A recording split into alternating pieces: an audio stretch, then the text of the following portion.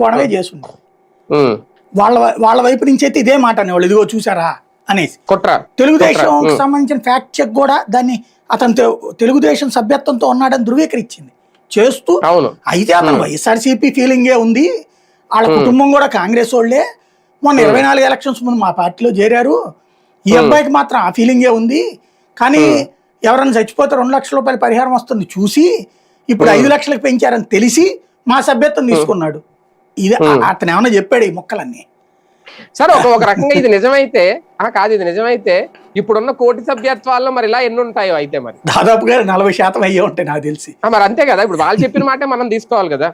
40% అయ్యే ఉంటాయి నాకు తెలిసి, ఎందుకంటే దీంట్లో కొన్ని బెనిఫిట్స్ ఇచ్చారు వీళ్ళు. ఇంకోటి ఈ కార్డు ఉంటేనే గవర్నమెంట్ పథకాలు వస్తాయని కూడా చెప్పారు.